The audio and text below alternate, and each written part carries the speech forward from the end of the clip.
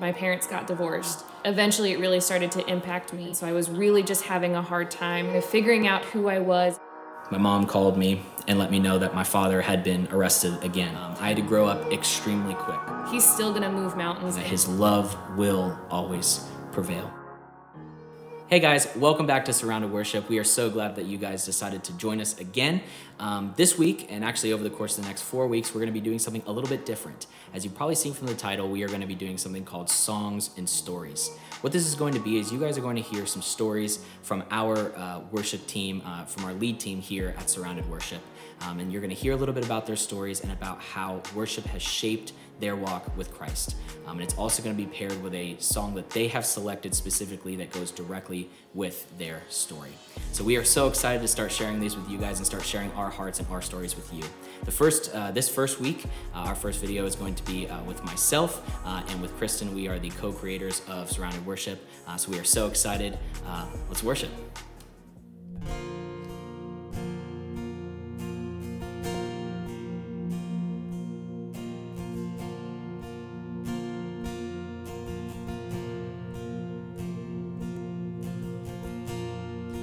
Amazing love that welcomes me, the kindness of mercy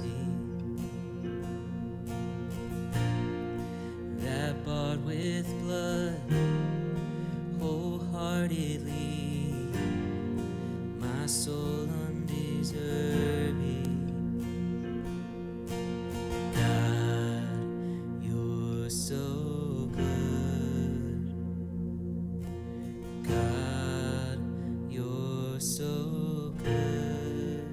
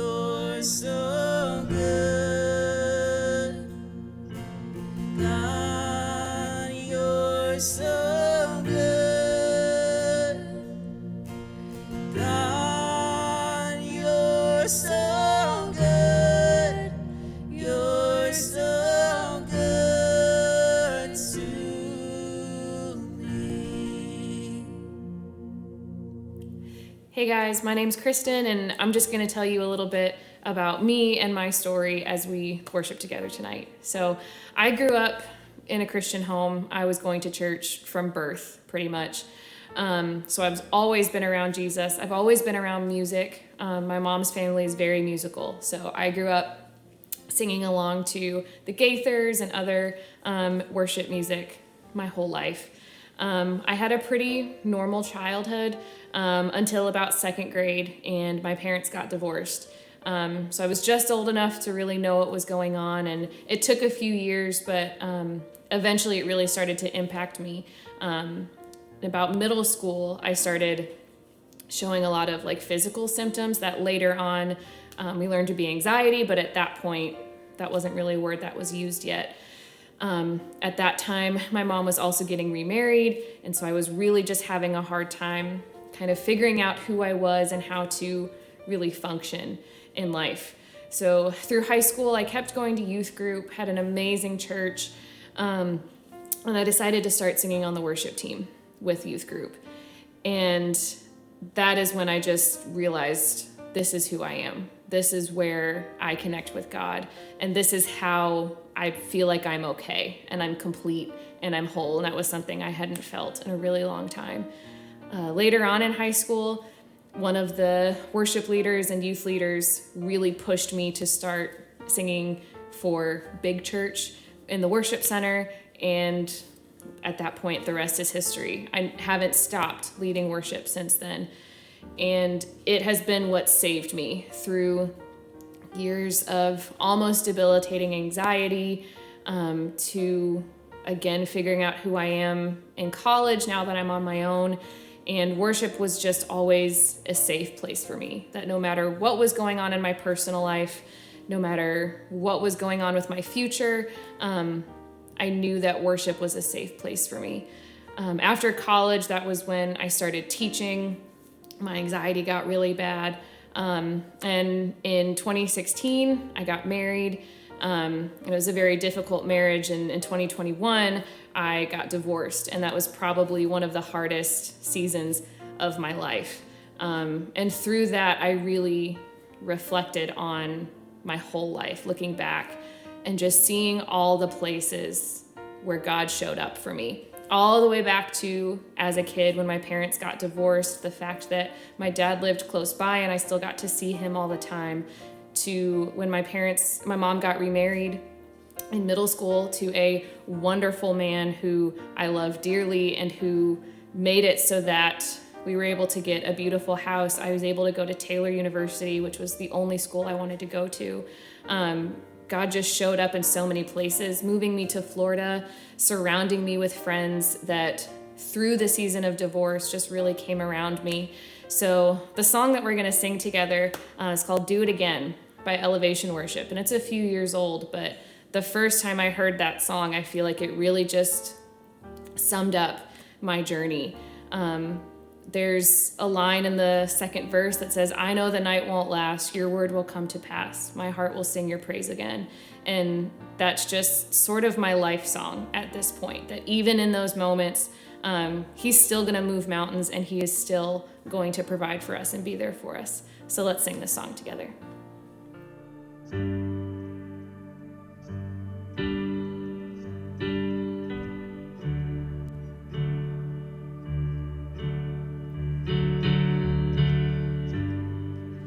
Walking around these walls, I thought by now they'd fall,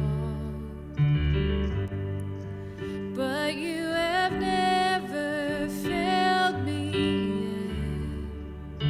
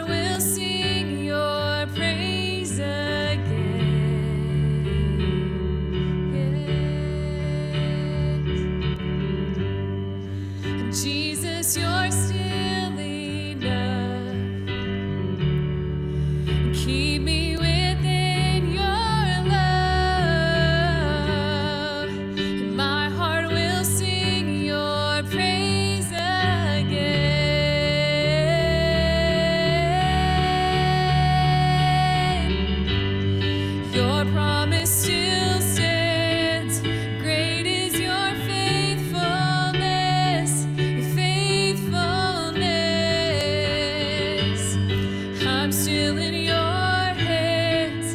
This is my confidence. You've never failed me yet.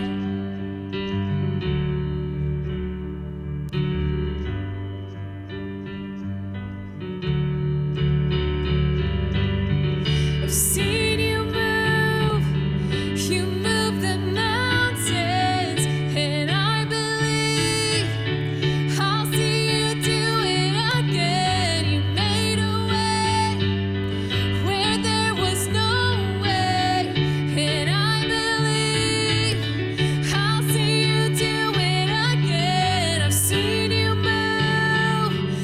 move the mountains, and I believe I'll see you do it again. You made a way where there was no way, and I believe I'll see you do it again. I'll see you do it again.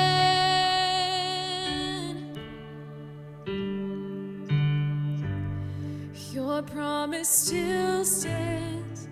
Great is your faithfulness, faithfulness. I'm still in your hands.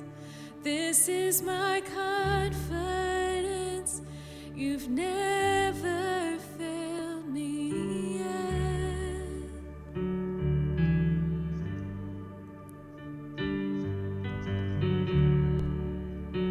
Never failed me yet. Hey guys, my name is Jake Stutzman. I'm one of the co-creators here for Surrounded Worship, and I am going to share a little bit with you guys of my story and how worship has kind of shaped myself and my walk with Christ. Mostly, I have grown up in church, and I say mostly meaning pretty much 100% of my life I grew up in church. My father, when I was very, very young, was a pastor. We lived in Tampa, Florida for many years up until I was in middle school, and he was a pastor there. So I grew up a pastor's kid, always in church pretty much every single day of the week. Basically, it felt like I was in church. And then some decisions were made by him that landed him actually in jail for a few months. And so that moved us here to Lakeland, Florida, where we still live. He came home just after 3 months. It was very quick, but that was whenever things started to change for myself and for my family. I had to grow up extremely quick. I had to very much become kind of a man of the house type of thing at a very, very young age. And I didn't really know what that meant. I didn't really know what that looked like. I didn't really know how to do that, or the ways to act or speak, or how to be a mature person, just because I was so young. I was 6th, 7th grade when all of these things were going down and happening. But one thing that I did know was how important music specifically was in my life. So I turned to that.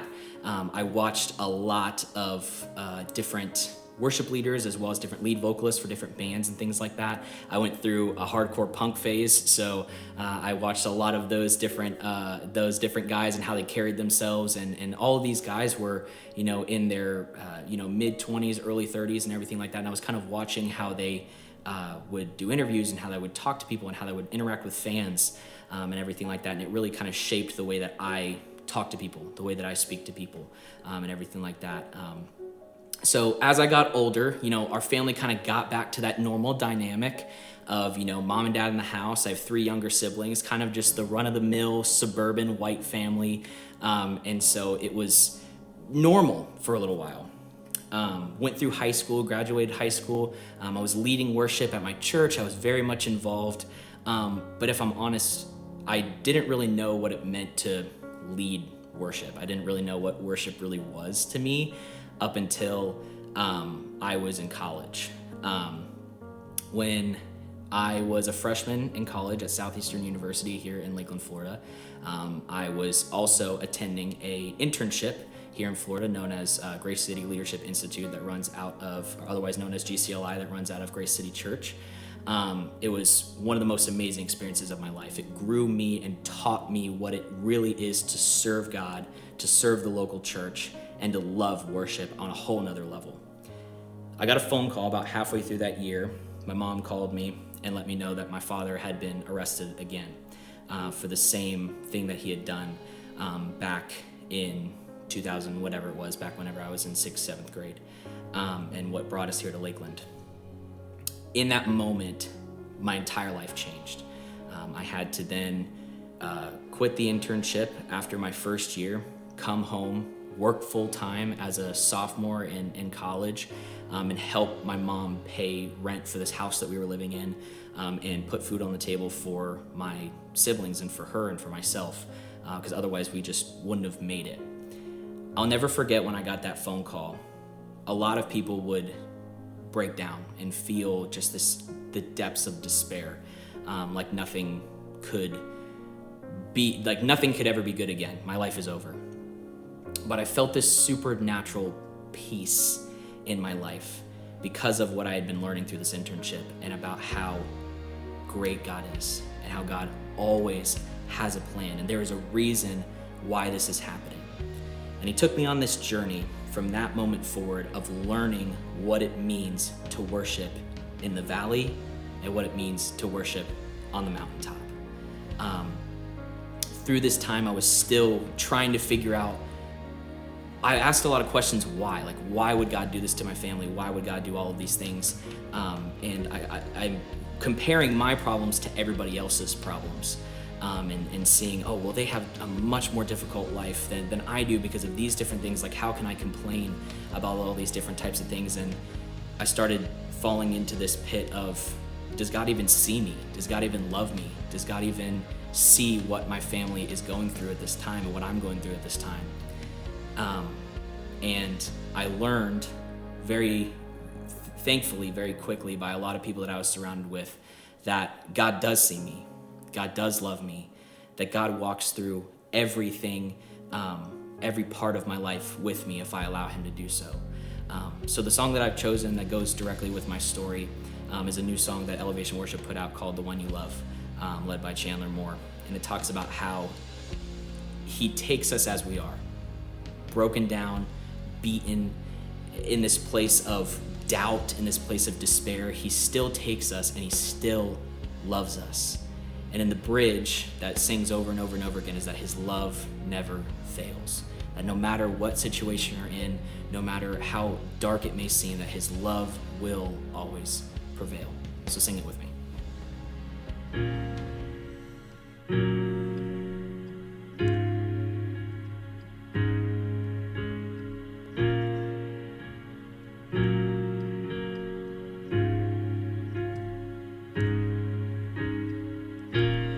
I can be real with you.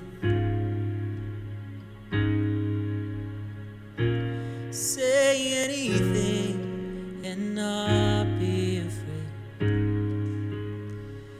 You made me and you like what you made. You made me and you don't make mistakes. I can be real with you. You take me just as I am. You choose me all over again. I am the one you love. I am the one you love. I don't have to prove anything. There's room at your table for me. I am the one you love. I am the one you love.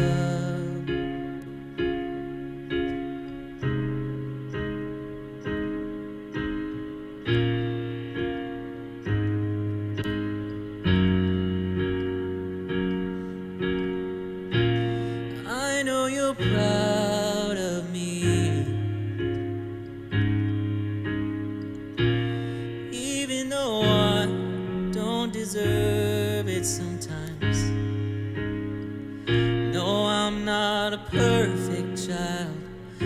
I still make my Father smile. I know you're proud of me. You take me just as I am. You choose me all over again. I am the one you love. I am the one you love. I don't have to prove anything. There's room at your table for me. I am the one you love. I am the one you love.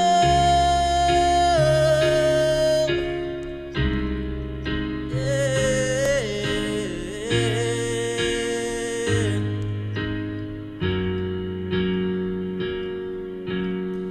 Your love never fails. Your love never fails. Your love never fails. Your love never fails. Your love never fails. Your love never fails. Your love never fails. Your love never fails. Oh no. Your love never fails. Your love never fails. Your love never fails. Your love never fails. You take me just as I am. You choose me all over again. I am the one you love. I'm still the one you love. I don't have to prove anything. No. There's room at your table for me.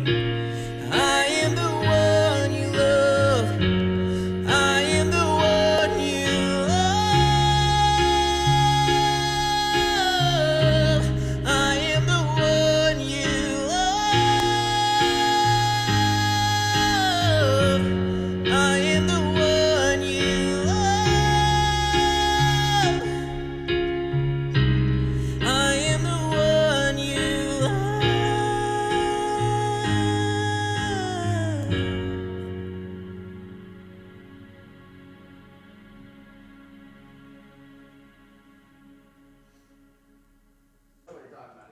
Yeah.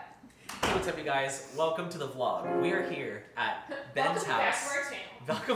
Welcome back to our channel. We are so glad that you are here. I feel like that's what I do whenever I do welcome videos. I'm like, hey guys, what's going on? We are here. We are here. We are here. No bloopers!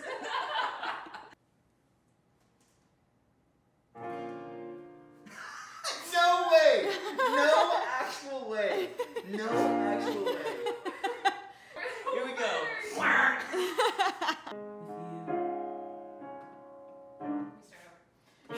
What is going